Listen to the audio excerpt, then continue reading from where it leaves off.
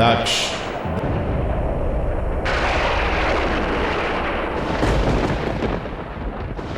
आपको तुरंत ब्रह्मलोक में उपस्थित होने का आदेश है।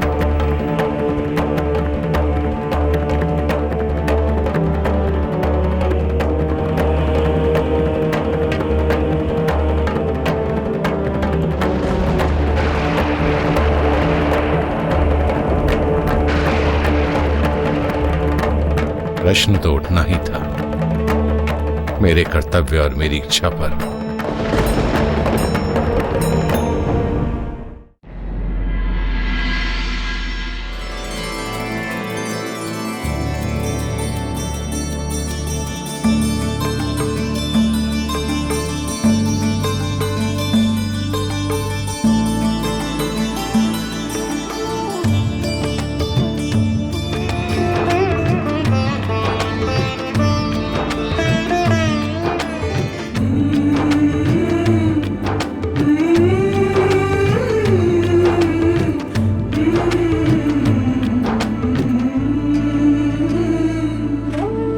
सती,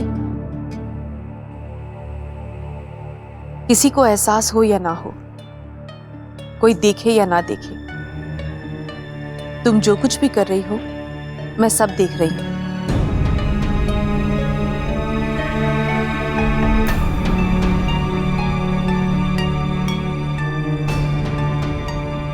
क्या हुआ माँ?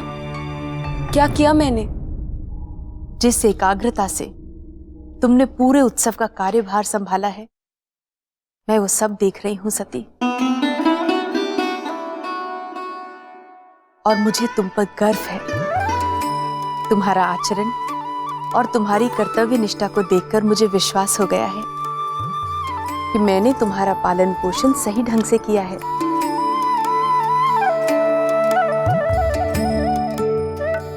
तुम जानती हो सती, इस उत्सव में अपने योगदान के लिए प्रत्येक वर्ष तुम्हारे पिताश्री मुझे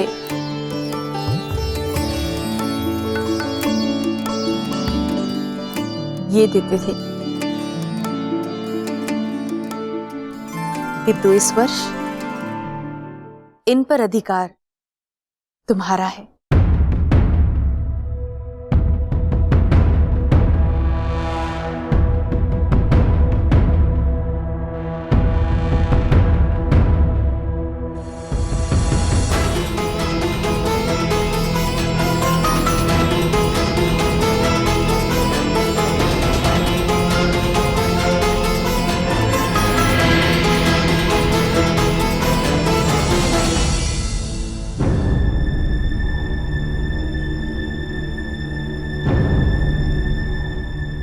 तुमने अपने पिता का मान रखा दक्ष पुत्री।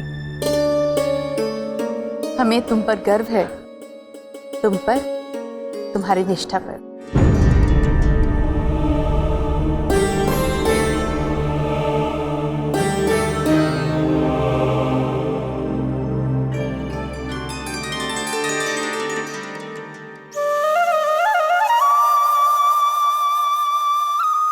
नहीं माँ, मैं आपको कैसे बताऊं कि इस मूर्ति पर मेरा कोई अधिकार नहीं।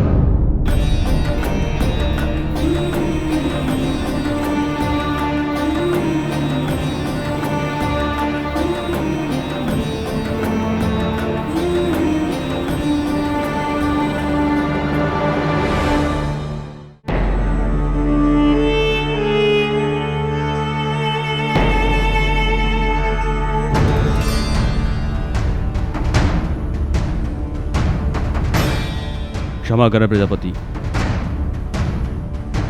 आज जो कुछ भी महामंडल में हुआ उसके पश्चात सप्तऋषियों में आपस में बहस छिड़ गई है। यदि संभव हो तो आप उन्हें समझाइए।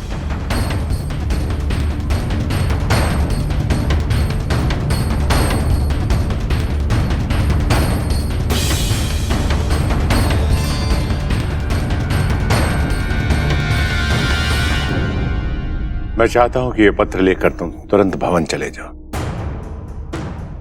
और वहां जाकर इसे केवल सती के हाथ में सौंपना।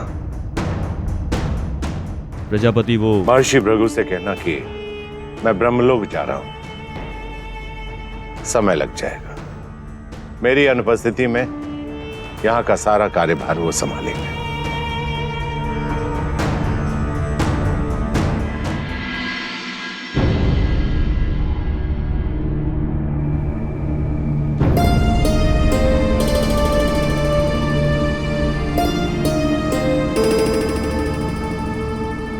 तुमने अपने पिता का मान रखा दक्ष पुत्री।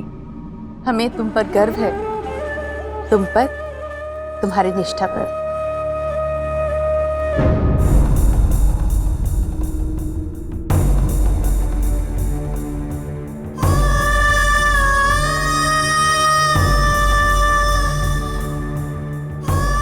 क्या शिव को पाने की इच्छा ही सब कुछ है?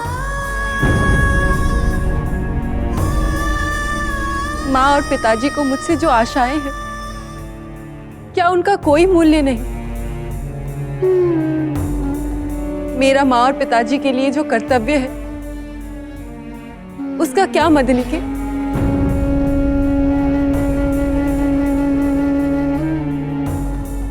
माँ मेरी व्याकुलता को मेरी एकाग्रता समझती है, सोचती है मैं सब कुछ भूलकर उत्सव की तैयारियों में खोई रही। उन्हें ऐसा लगता है कि मैंने पिताजी का मान रखा है, परंतु केवल मैं जानती हूं कि सत्य तो इसके बिल्कुल विपरीत है।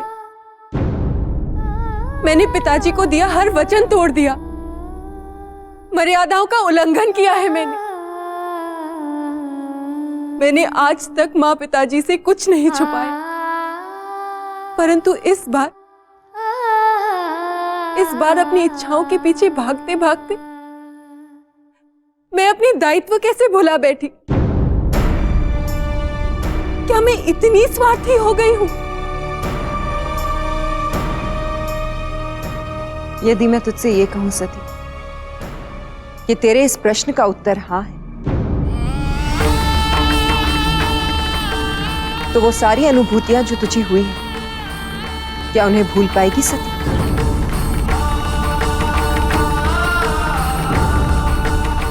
क्या महादेव को भूल पाएगी तू?